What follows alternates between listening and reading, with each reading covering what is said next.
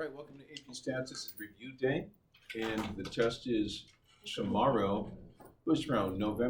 What is tomorrow? 22. November 22nd is tomorrow, so today is November 21st, and the practice test that we're going over right now is already online, and the solutions that I'm showing you right now are already online. But for those of you who are absent, I just want to make sure you have an opportunity to hear the discussion. So let's look at number 9. So, does drinking grape juice, basically juice is the factor here. There's only one factor under study, 2 levels, grape juice and apple juice. And we want to know if that makes any difference in blood pressure. So is this a study or an experiment? This study is an experiment because you only need 3 words. Treatments are imposed. You don't have to go into any more detail. You can if you want, but you don't have to. Treatments are imposed. Any questions on part A? All right, part B. The study was not blinded. Maybe not. Maybe not. Look at this design and said, wait a second. May is crying and foul. These people know they're in a blood pressure experiment. It's not blinded to them. They're going to have their blood pressure checked before and after. So some of them probably exercised. Exercise lowers blood pressure. How will you know if the lowering was the result of grape juice or exercise? Explain to May what aspect of the design of the experiment allows the results to still be valid. May, I'm being asked to address this, not to you, but to May. May, you seem to think there may be a flaw in the design of this experiment. You suspect the juice variable is confounded with the exercise variable. I suppose this may be the case, or maybe not.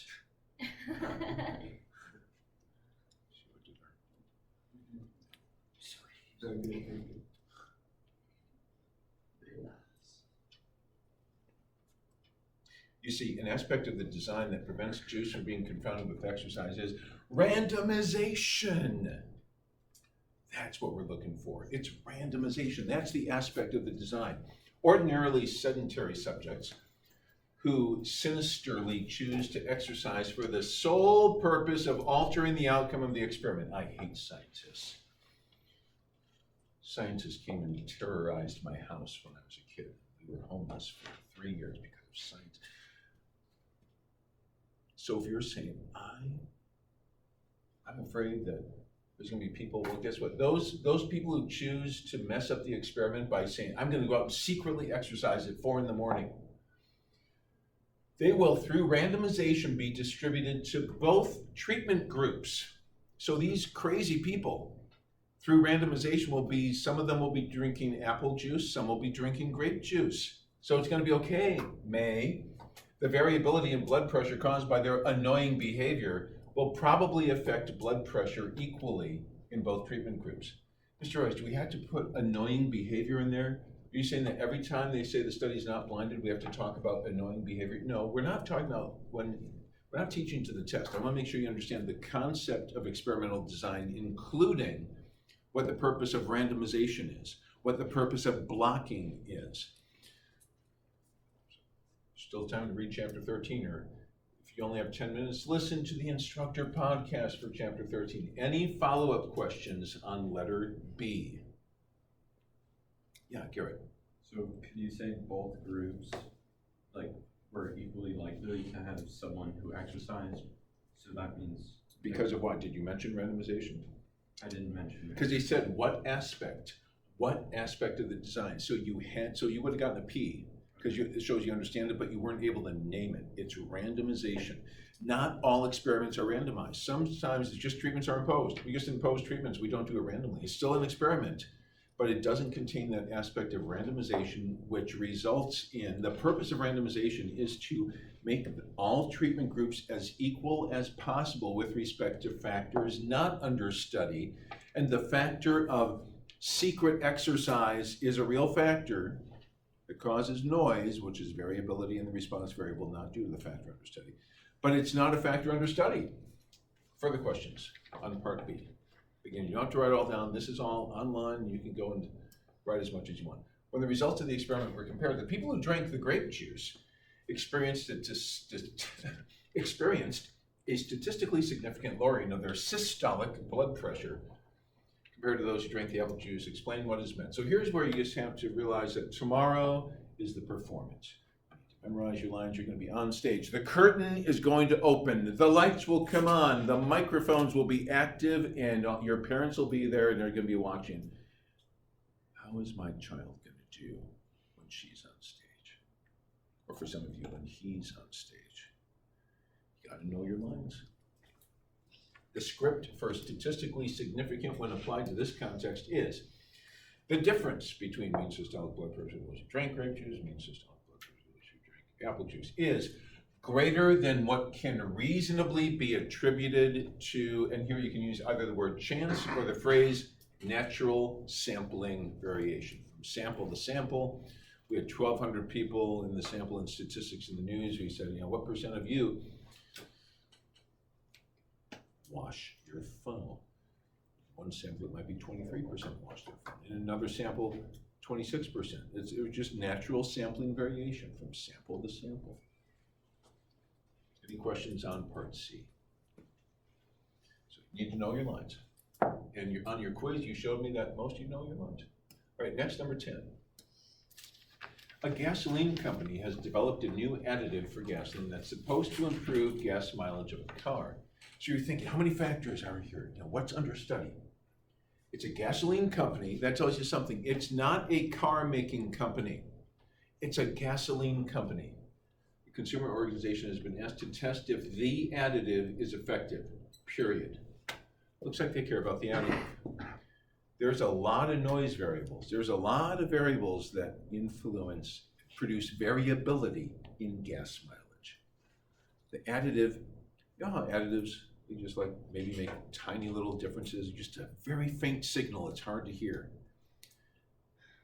You know what really influences gas mileage?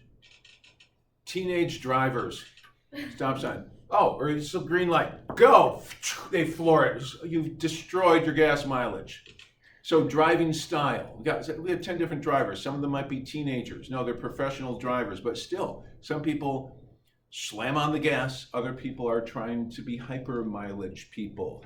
Have you ever been in the car when someone's trying to maximize their gas mileage? It's like, oh, green light, and they try to go as slowly as possible up to speed, and maybe never even really get to the speed limit, stay more at the minimum speed than the maximum speed. They're trying to maximize their gas mileage.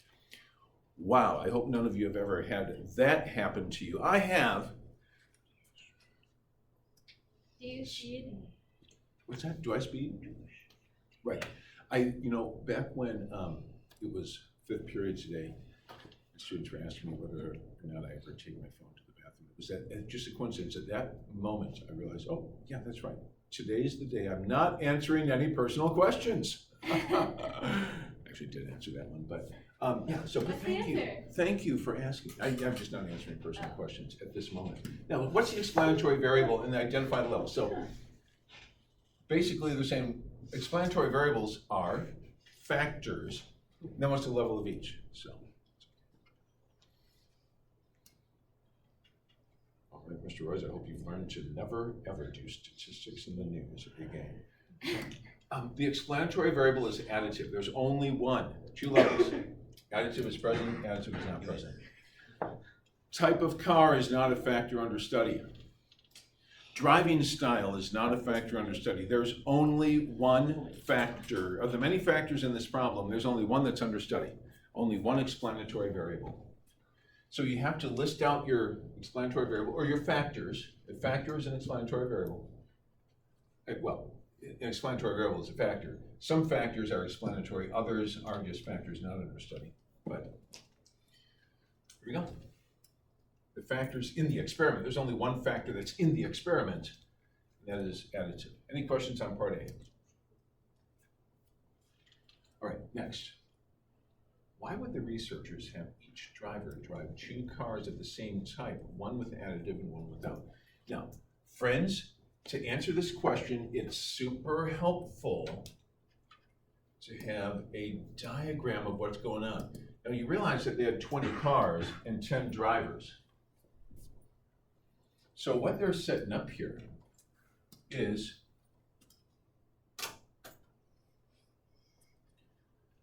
we'll call it compact car. We'll say compact car one, and they're arranging these, how many compact cars are there? They say 10 compact, 10 sedan. So we'll have to randomly assign which is gonna be compact car 1 and compact car 2. 3, 4, compact 5 and 6, compact 7, 8, compact 9 and 10. And then those cars are gonna be randomly assigned to either additive or additive complement. I'll use C for complement because that's later on, it's a math symbol we use for not. Additive, additive not, complement means not, so. And again, this is not required in this problem, but notice that then there's matched pairs are blocks of size 2. It's just a matched pairs experiment. And it's matched by both driver and type of car. Then you have sedan, I guess that's a full size sedan. Sedan 1, sedan 2. So we'll have to, of the 10 sedans, we'll have to randomly assign which one's gonna be sedan 1, sedan 2, which one's sedan 3, sedan 4. But when you draw these diagrams, it really helps you understand what's going on. And then we want these blocks of size 2, these pairs, to be similar, not only with respect to type of car, but also driver, because they said each driver drives 2 types, or 2 cars of the same type. So we got Albert, Bob, Sue is a driver for both of these cars, all the way down to Danica is driver for these last 2 cars. So we've got a driver for each car. Now, why are we doing this? Why is Albert driving both of these one time? One will be randomly assigned to additive, and the other one will be not additive. Well, what's going on? Well, I stayed up late last night because I really wanted you to understand this. I mean, honestly, I do. When you're designing an experiment, it's good to think about what's causing the noise. Where's the noise going to be coming from? Variability in gas mileage is likely to be caused by at least 3 factors. And it looks like what the designers of this experiment had in mind were these 3 factors. Driving style. Some people are terrible drivers when it comes to gas mileage. Type of vehicle, that's going to affect gas mileage. The compact cars do really great. And then presence or absence of additive, that's a factor under study. But these other 2 factors are on the minds of the designers. They're saying, whoa, the signal coming from additive or no additive could get drowned out by the noise of variability from driving style or type of vehicle. So they're aware that there's 2 big sources of noise, and then they're trying to hear the signal. They're trying to pay attention. They want to hear it.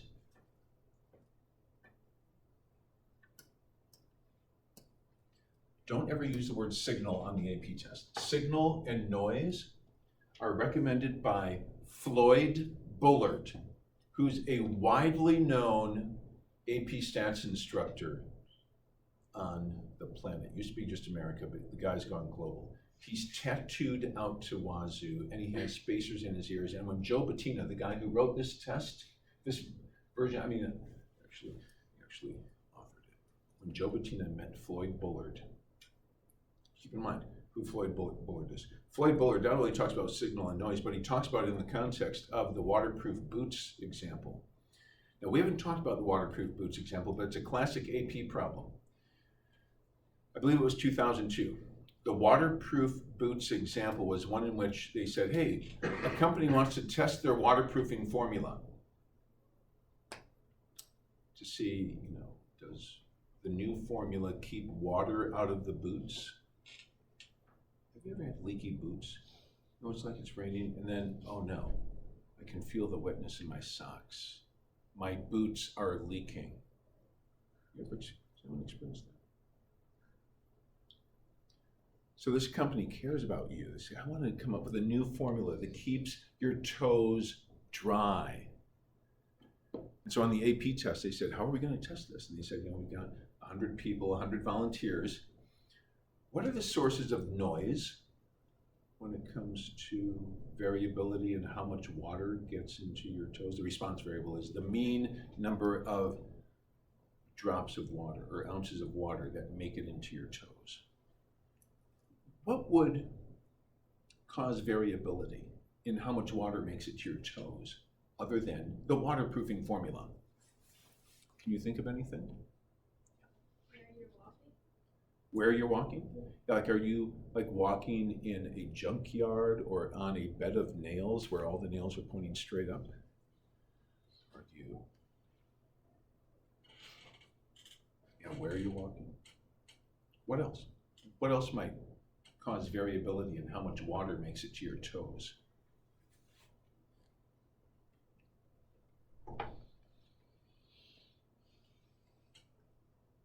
Yes, you have to use your imagination.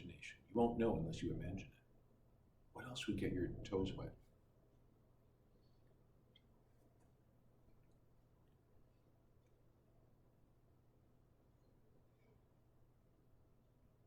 Like how you're walking? How you walk? I walk, I have a bad habit when I walk. I often will knock my heels together. That rubs off waterproofing.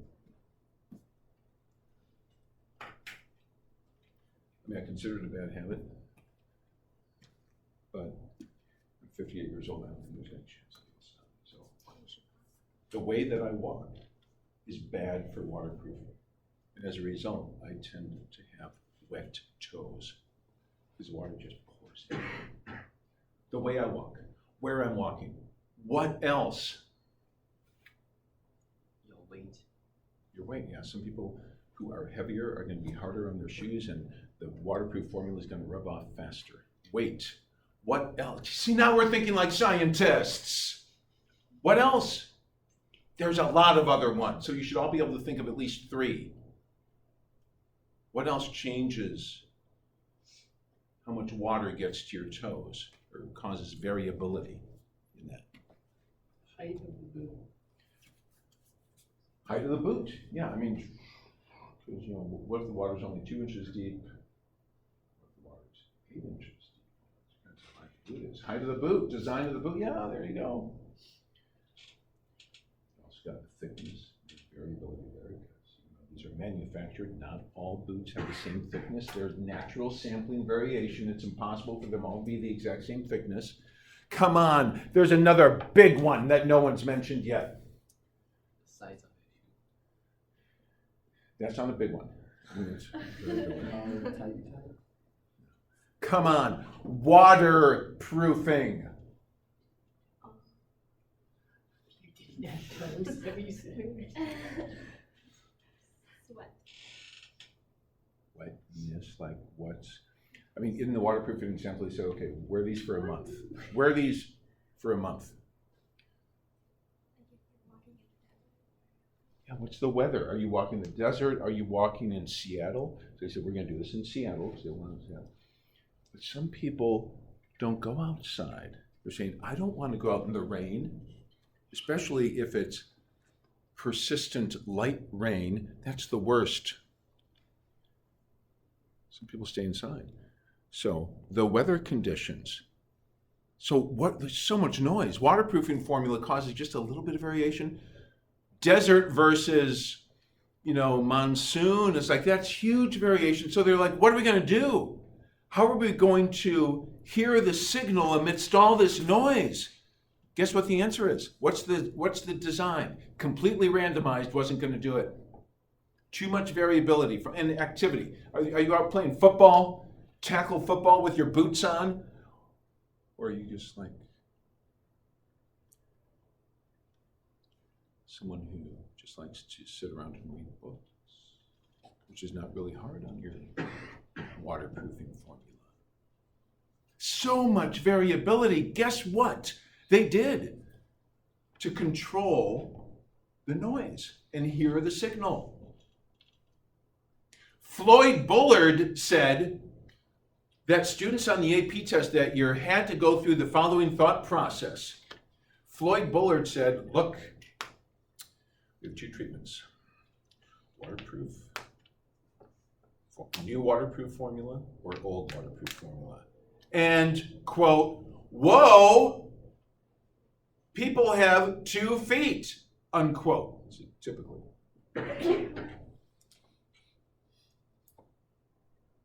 Let's do a matched pairs experiment. Let's put one waterproofing formula for any given person. Here it's like same driver.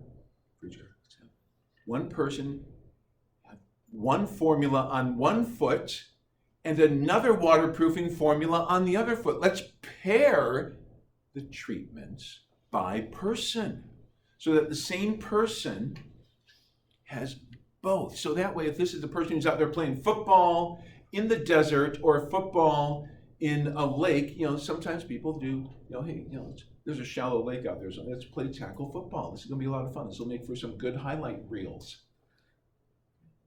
So those people, lots of water, lots of activity, but they've got both waterproofing formulas so they can compare new waterproofing formula to old waterproofing formula.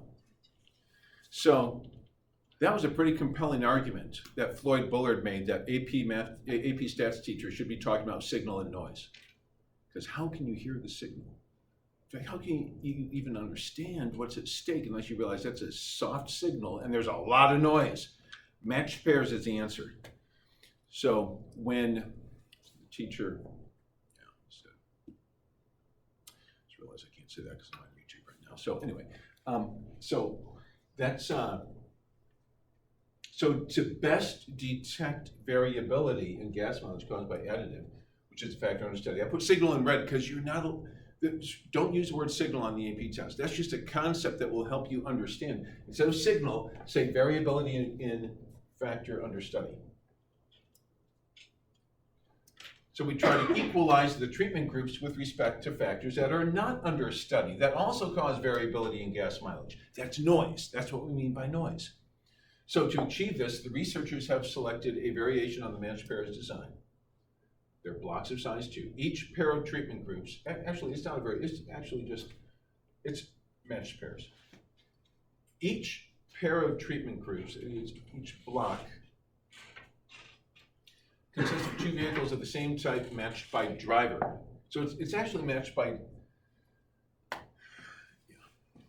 made that a little bit too complicated. I'll go and fix it. But the point is, each treatment group is matched by type of car and by driver.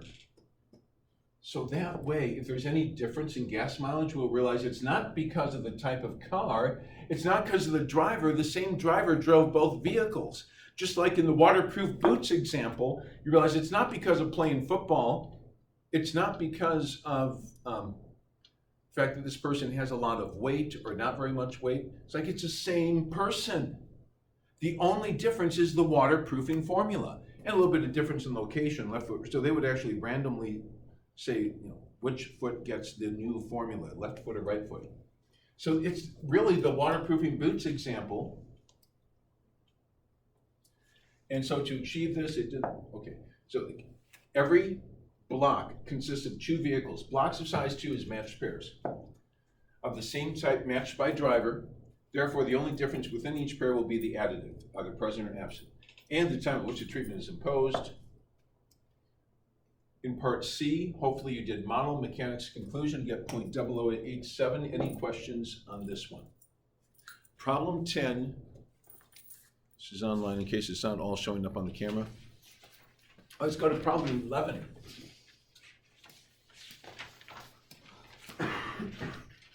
Happy Valley High. We're going to name Wheaton Academy Happy Valley High, but then at the last one they said, no, let's call it Wheaton Academy. If you're going to block by previous calculator use, either familiar or not familiar, because you can't really, you block according to things that you can't assign. You can't tell a compact car to be a sedan. You can't tell a crazy driver to be a not crazy driver. So we block according to those factors. They're called blocking variables or blocking factors. Here, we can't tell someone, oh, today you're going to be familiar with a calculator. So we say, okay, those of you who are already familiar, you're in this first block. If you're not familiar, you're in the second block. Now, the stuff that's in blue and red, you didn't have to have. The only part you had to have for part A was the green stuff. So as long as you had the green stuff, then you got full credit for part A. Any questions on part A?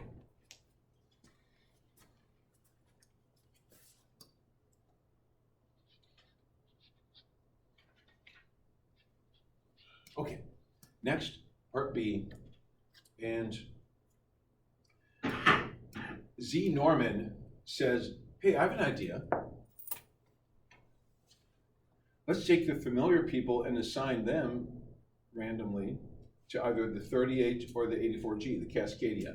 Yeah, so it was, instead of the Iowa Technology, so instead of Texas Instruments, it's Iowa Technologies. And instead of Casio, the Casio calculator, it's Cascadia for the competitor, right?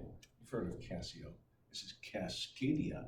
Instead of, TI-84, it's a Cascadia 84G. Is this the proper way to use randomization? Answer, no. If you're right, no, you got a P. If you want an E, you have to say, look, variable familiarity with calculators can cause variable industry disorder. Z's plan confounds. It's like you're confounding calculator type with the variable of familiarity. The students in the block in which all are familiar with the calculators, if they perform better than the other block, than students in the other block. And we're not going to be able to tease apart what caused the effect. Was it, if these people did better, did they do better because they were familiar with the calculator?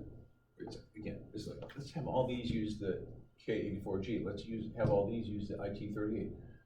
Well, if you did better, we don't know if it's because you're familiar with the calculator or the calculator itself. It's a confounding design. Do you have any questions on part B? Obviously, you don't have to use all of these words exactly, but you have to get across the idea that it's a bad idea.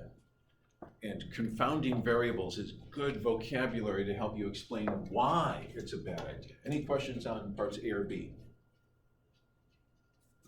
Okay, let's go to part C. Hello. Colors. Suppose you want to conduct matched pairs. So this is similar to what they did with the drivers. We want every pair to be similar with respect to type of car and driving style. Here we want every matched pair. Matched pairs are just blocks of size 2. That's one thing that you missed, but it's on the video. Katie, a matched pair is just blocks of size 2. So the members of the block, they have to have the same familiarity and the same basic grade. So A with B plus, it's pretty close. So there's the red block, which is 1 and 3. The yellow block is students 4 and 12. The orange block, the green block. I just went through, I was pairing them up, matching them into pairs by similar calculator familiarity and similar grade. And so the only correct answer is to get these 8 pairs. You didn't have to put it into diagrams. I'm showing you why we're doing it. We take these 2, they're familiar.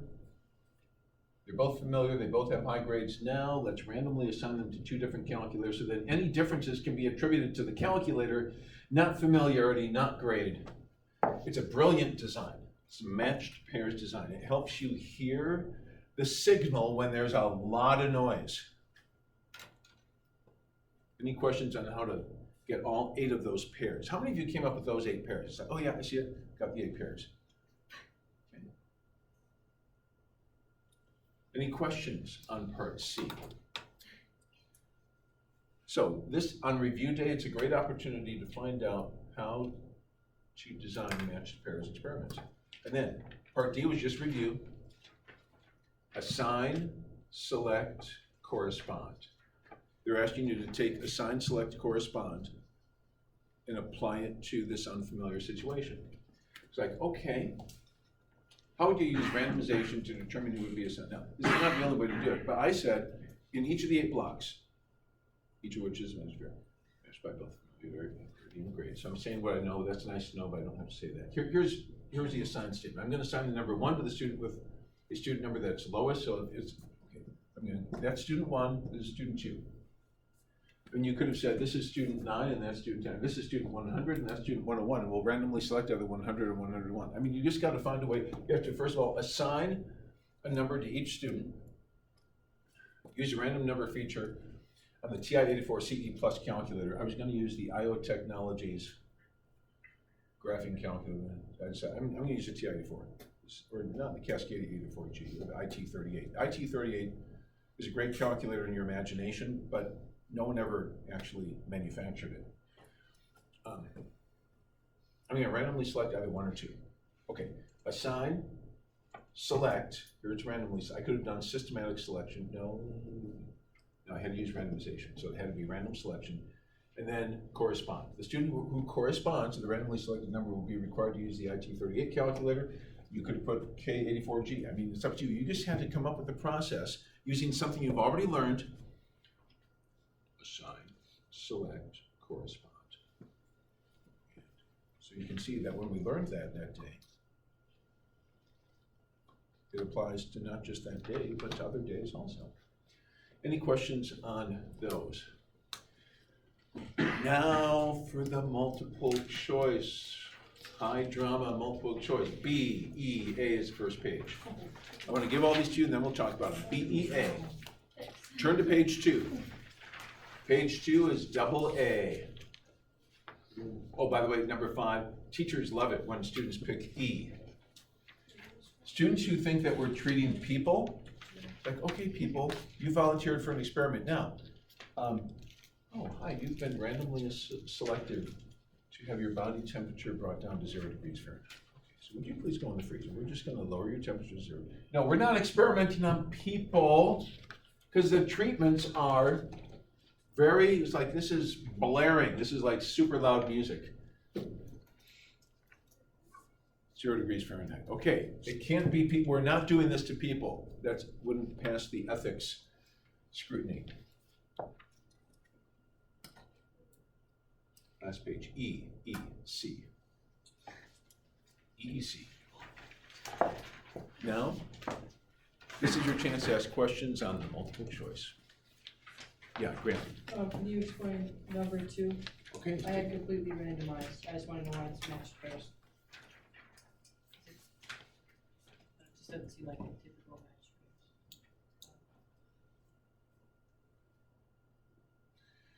pairs. Yeah. See, side effects of medication. Each person received a dose of medicine with the dye on one day, and then one dose without dye the next day. So people are paired with themselves. And matched pairs is an incredibly popular design because it helps you to hear the signal in spite of the noise. So matched pairs is often done where you pair it with yourself. So you compare the results one day, your same results With a your different same day. results. Or you can pair with your spouse. So matched pairs often has, because there's so much variability between people. It's like, let's take 2 people who are married to each other. So that variability from family to family. So person with spouse, self before treatment with self after treatment, or just self on one treatment compared to self on the other treatment. And yeah, I mean, same thing was happening with Drovastar. There's so many differences from person to person that matched pairs is incredibly popular. So look for, expect matched pairs to be, very high up on the list. And you can see they're doing, each person received a dose with dye. So each person, so that means blocks of size 2. So it's person 1, on day 1, and then person 1 on day 2. Person 2 on day 1, person 2 on day 2. Everyone is paired with themselves. I don't know how many, 25 people, all the way down to person 25 on day 1 is paired with person 25 on day 2. So that's what's happening there. What other questions do you have on multiple choice?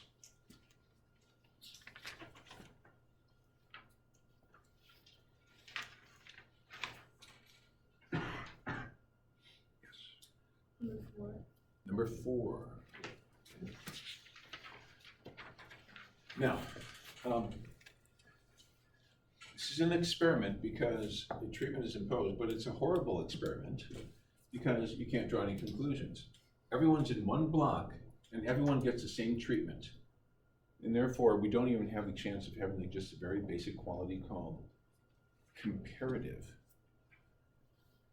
There's no hope of drawing a conclusion from an experiment. You can do an experiment by imposing treatments, but there's no hope of drawing a conclusion unless there's at least 2 treatments so that you can compare some statistic that was measured in both treatment groups.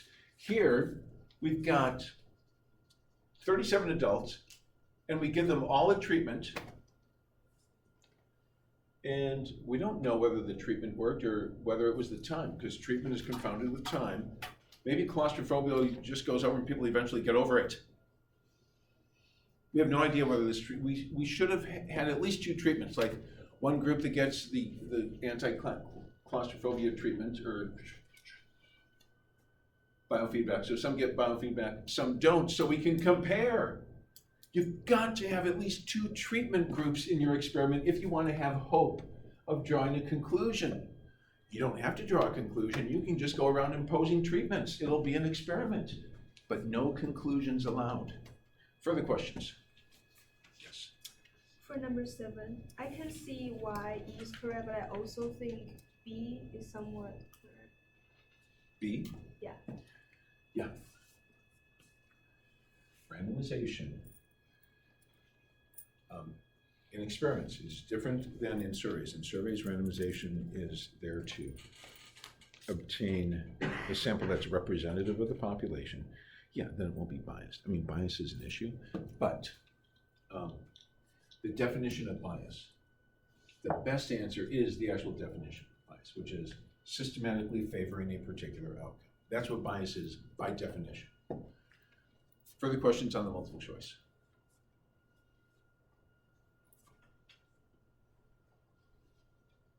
Levels and factors and levels. What are the experimental factors? There's non-experimental factors that cause noise. Experimental factors generate signal. Levels, so that whole levels and factors and levels distinction is just gonna keep coming back at you, even on the AP test. What else would you like to ask about on the practice test, or on the multiple choice in particular? The kind of thinking that you did when you're trying to figure out what makes your toes wet, if you're at that level where you can identify factors not under study that cause variability in the response variable, then you're on the cusp of being able to actually understand how to design an experiment. You've got to be aware of what the sources of variability are, especially the sources that are not under study. Last call for questions on the multiple choice. I had a colleague named Mr. Sikora over there at Stevenson High School. It's a word scramble on his name and on my name. So clever. All right. Well, it concludes our review for today.